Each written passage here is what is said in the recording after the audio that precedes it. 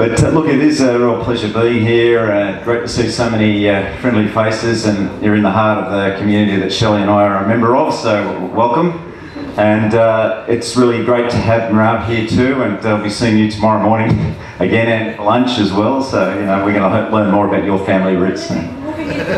Ah, great, okay, excellent. But you know, the one thing about that I will say that, you know, because we're going to talk a little bit about in these couple of minutes about, no doubt, the questions you have in your mind about, you know, where's Labor going with its support for Israel, and given the traditions in the Labor Party in that respect. But one of the issues that we have had in recent times is we have not had enough of the progressive aspects of Israeli society coming to Australia and engaging with the progressive aspects of Australian society, with the Labor Party and the unions, etc. And we've got to do something about that. You know, we've flagged that it has to happen.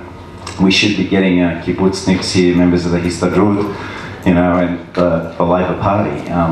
So, you know, some of that is now starting to happen, which is great. But we really would like, for example, some of our young Labor people to go over there and have the sort of experience that I did when I was on the kibbutz in Charod Me'uchad, up in the Emek Israel, which was, you know, a really fantastic experience for me. It was very left kibbutz, probably lefter than I am now, but it was really a fantastic experience, and some of our kids, I think, would really benefit from having that experience. But look, you know, when Labor was last in government, the substance of our relationship with Israel was actually extremely deepened. And I was really privileged in my role with the defence portfolio to see some real flesh on those bones. So, you know, we entered into a $300 million contract with Elbit to provide our battlefield management systems to the Australian Army. Now they've set up as Elbit Australia down in Melbourne, doing great things, building our own skills base in the defence industry area.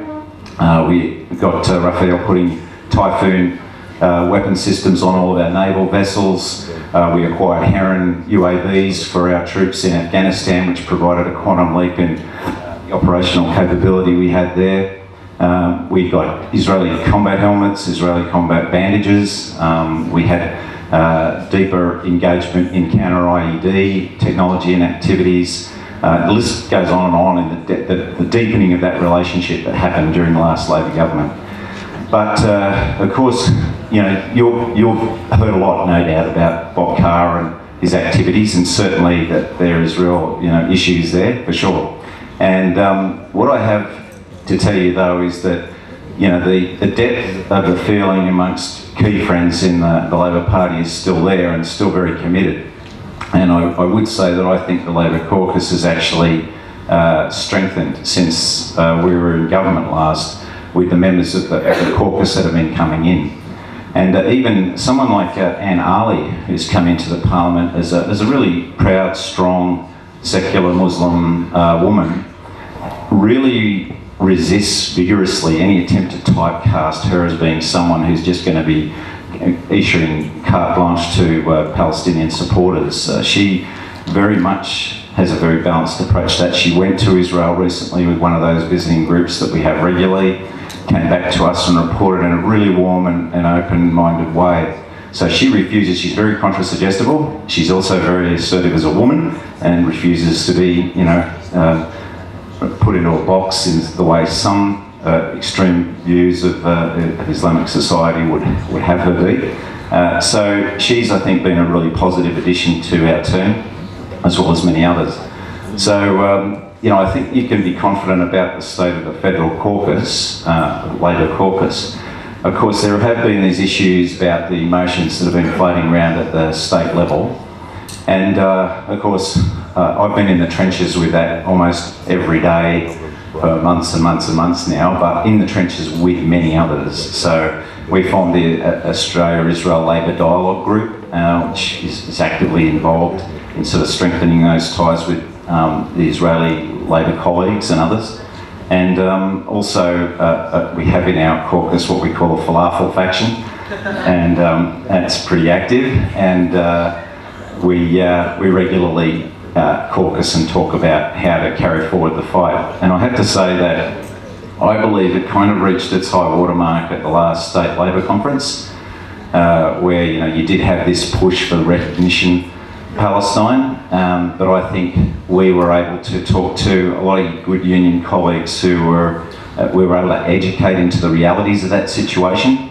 And in particular, I was able to speak to that at our conference, state conference just recently, and highlight the fact that if you're a progressive social democratic party, then you have no business backing in Hamas, which throws gays and lesbian men and women off roofs and routinely executes them, oppresses women, oppresses free trade union activity, refuses to hold elections, etc., etc. So what business do you have as a progressive social democrat backing in people like that? And that is the reality of the situation internationally in terms of the legal regime. They don't qualify as a state because of that division between Hamas and the PA.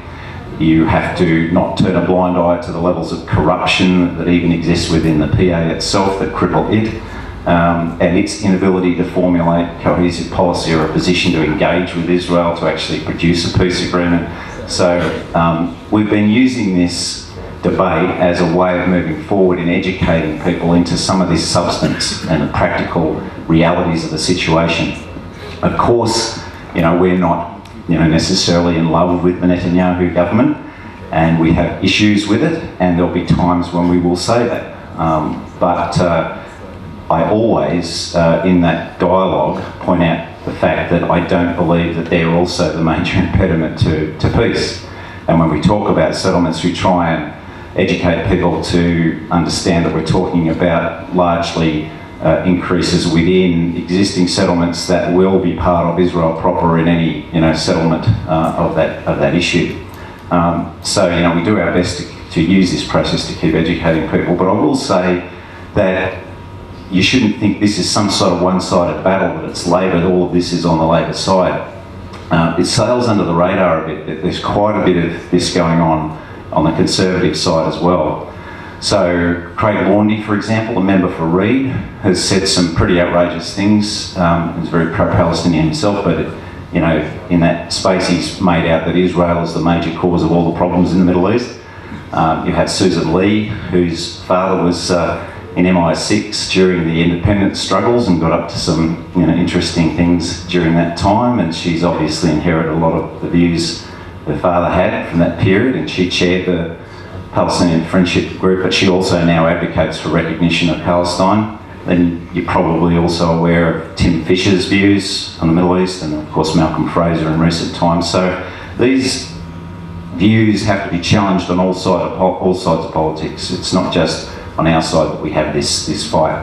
And within Australian society and Western societies in general, that constant battle for the information campaign is a really challenging one, as we know, and very difficult for Israel to counter that when obviously there's lots of petrodollars that underpin a fair bit of this, and business relationships, etc. And it's one of the reasons why one of the things I really was keen to pursue in government was getting Australia off oil as quickly as possible. Because when I had the Middle East desk in our strategy group in defence before I went into politics, I tracked something like over $7 billion coming into our region over a period of about 8 years from just individual oil wealthy people in the Middle East, funding radical madrasas and terrorist groups and the like.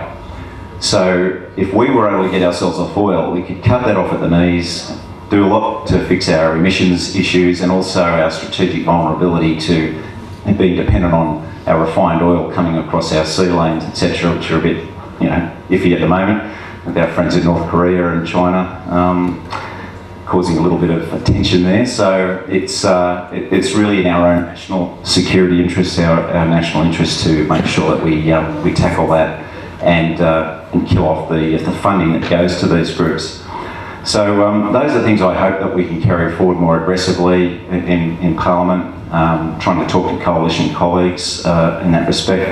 We have a parliamentary joint committee on intelligence and security that's made up of both sides of politics, Labor and Coalition, no Greens on there, or any others.